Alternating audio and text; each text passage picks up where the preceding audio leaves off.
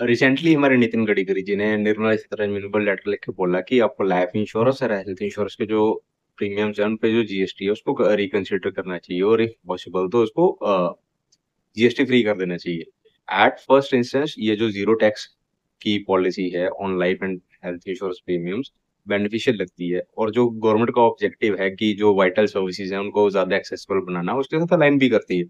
लेकिन अगर इस लॉजिक को हम वाइटल सर्विसेज के लिए या एसेंशियल यूटिलिटीज के क्राइटेरिया पे अगर लेके चले तो बहुत ज्यादा चैलेंजेस आपके सामने आएंगे।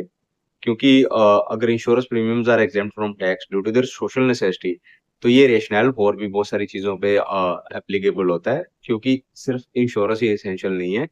वाटर भी एसेंशियल है, इलेक्ट्रिसिटी भी एसेंशियल है, सैनिटेशन भी एसेंशियल है। तो सारे आर्ग्यू करेंगे कि इनको टैक्स फ्री स्टेटस दिया जाए। गवर्नमेंट सर्विसेज भी बहुत सारी ऐसी हैं जो सिटीजन को क्रिटिकल सपोर्ट देती हैं, वो भी एग्जेम्प्ट फ्रॉम टैक्सेशन डिमांड करेंगी, जैसे medicine, critical critical care medication.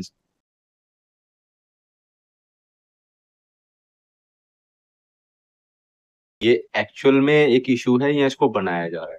क्योंकि इंडियन हेल्थ इंश्योरेंस जो है वो बहुत नोटोरियस है या बदनाम है अपने पुअर क्लेम्स रेशियो के लिए और हिडन क्लॉजेस के लिए, जो पार्शियल कवरेज देते हैं कस्टमर्स को या फिर डिनाइल ऑफ कवरेज हो जाती है कई बार, जिसकी वजह से कंज्यूमर के अंदर डीप डाउन एक डिस्ट्रस्ट सा मेंटेन हो गया है, और जो है कि एक ग्रोइंग कंसर्न है इंश्योरेंस सेक्टर के लिए, जहाँ पे जो इंडिविजुअल हेल्थ इंश्योरेंस पॉलिसीज है often fail to deliver as promised. अब बहुत सारी स्टोरीज आपको अपने आसपास मिल जाएंगी जिसमें पॉलिसी होल्डर जो है वो हॉस्पिटल्स और इंश्योरेंस कंपनी के बीच में भाग रहा है अपने क्लेम को सेटल डाउन करने के लिए।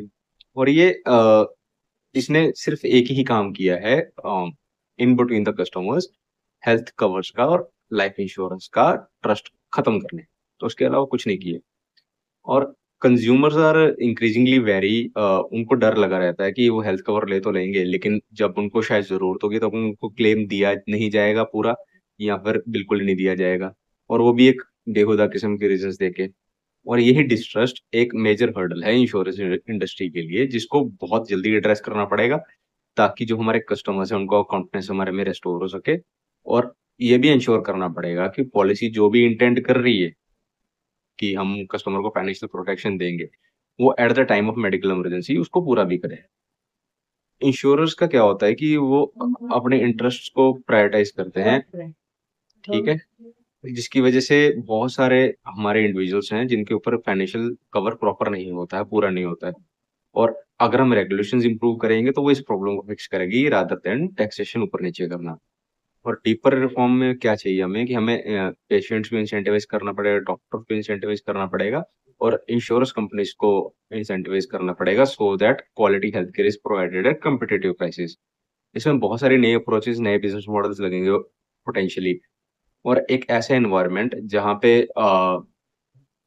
लेजिटिमेट मिसट्रस्ट है बिटवीन स्टेक होल्डर्स यानी इंश्योरेंस फर्म्स, टीपीएस, हॉस्पिटल और पेशेंट्स, तो सरप्राइज वाली कोई बात नहीं है कि जो रिजल्ट्स हैं सब ऑप्टिमल ही होंगे। और हमें ये एड्रेस करने पड़ेंगे ताकि इस पूरी वैल्यू चेन को रीसेट किया जा सके। रेगुलेटरी फ्रेमवर्क है जो लॉन्ग एक्सपेक्टेड है, ताकि इफेक्टिवली उस चीज को इम्प्लीमेंट किया जा सके रेगुलेटर के एंड से, और जो चीजें हैं सारी स्ट्रीमलाइन करी जा सके। Mayor 18% differential in pricing won't significantly enhance consumer trust. तो हमें बेसिकली टैक्सेशन के पीछे ना रोके कस्टमर का ट्रस्ट जीतने पे ज्यादा काम करना चाहिए। आपको इस बारे में क्या लगता है? मुझे जरूर कमेंट्स में बता के जाइएगा।